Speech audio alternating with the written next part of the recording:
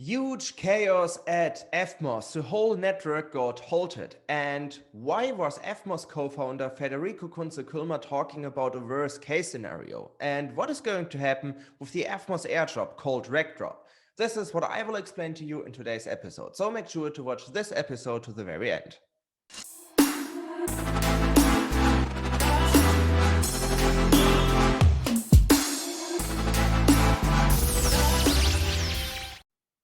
Before diving deeper into what happened and what the worst case scenario was all about, we first have to talk a little bit about what Evmos is all about. So let's refresh our minds a little bit. So Evmos will be the very first IBC-enabled EVM chain. So it will be possible for Ethereum developers to deploy their smart contracts on Evmos by getting exposure to the Cosmos ecosystem.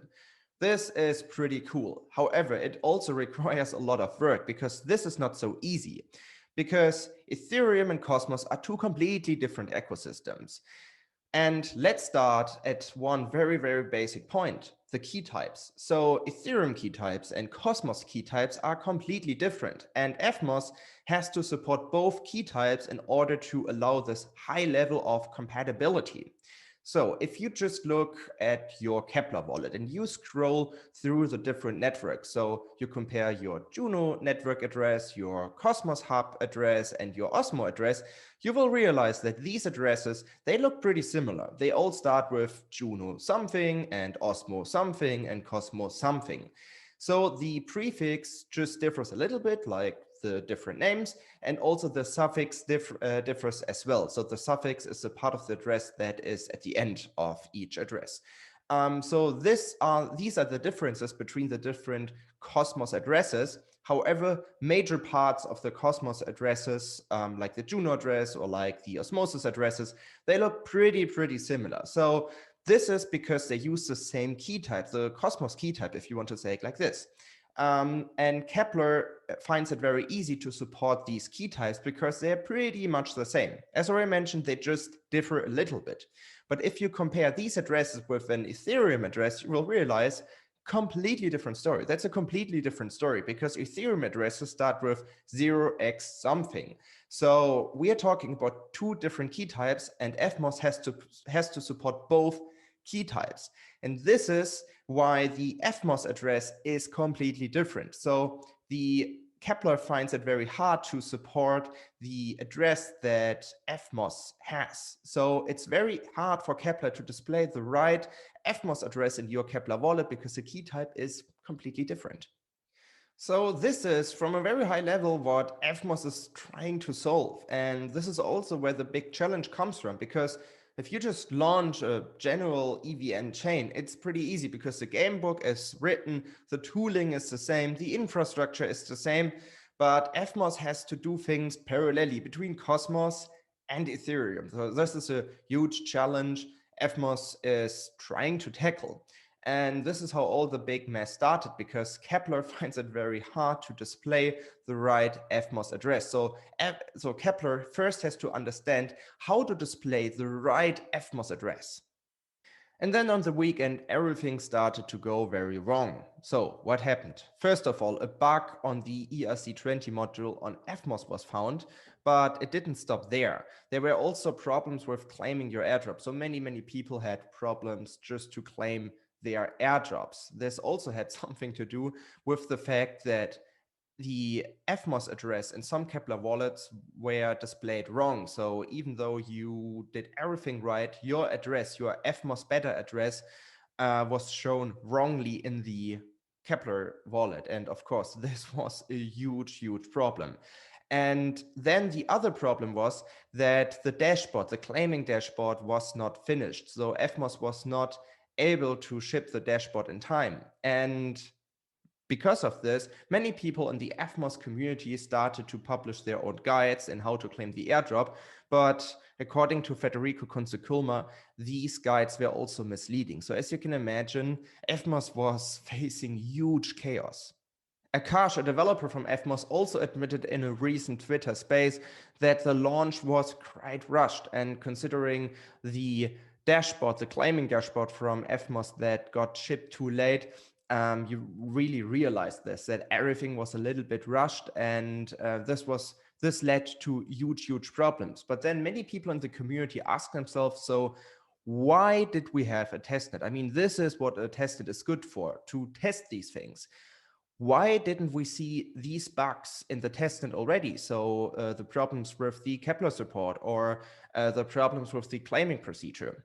Well, Evmos explained it very well. During the testnet, the people, or like the developers better said, they focus on the code base. So the testnet is more for like general things. So to see if the code is all right, if everything works the way it should work. But the developers were not able to test the claiming procedure on the testnet. That was not possible, also because of regulatory issues, like legal issues with Kepler. It was also not possible to test everything with Kepler. It was just not possible. And this is why everything was a little bit unprepared.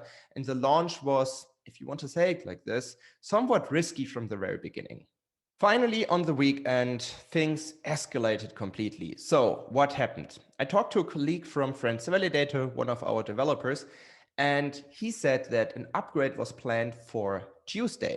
So the upgrade was planned for Tuesday, but an emergency upgrade was required on the weekend. And I just want to highlight these circumstances here, because in crypto, in the crypto industry, we live in different time zones, and reaching people on the weekend is generally complicated. So while people in Europe were awake, there were some people in the US, for example, who were still asleep. And then there were like people in Asia that also were in the middle of the night. So it was pretty hard to get all the people together. So this doesn't have anything to do with Evmos here. It's just how the world works. We have different time zones. So not everybody was prepared.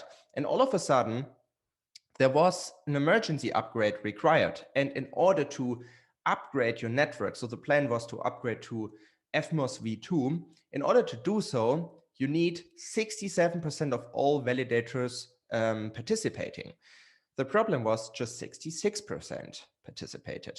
And then things got even worse, because some people got tombstoned because they double signed transactions too often. And a tombstone scenario is the worst case scenario for every validator, because you are at risk that your funds decrease, and on the other hand, you are getting out of the validator set. So everything was a huge mess. Then the problem was also that all the validators got stuck at one block. So Federico Kunze-Kulmer explained that these circumstances made a successful upgrade pretty much impossible.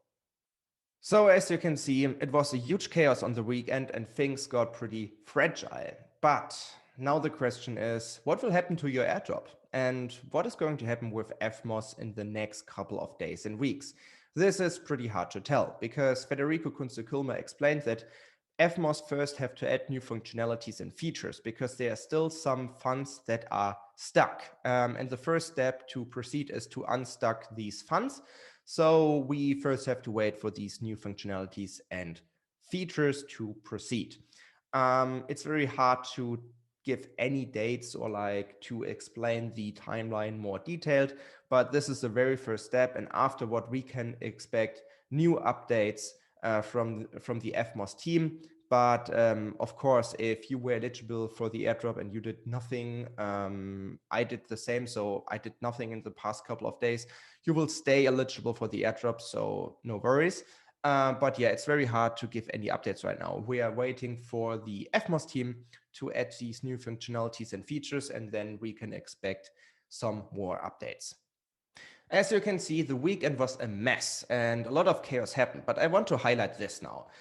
What Evmos is trying to do is gigantic. It revolutionizes the crypto industry, no doubt about that. They want to combine two completely different ecosystems.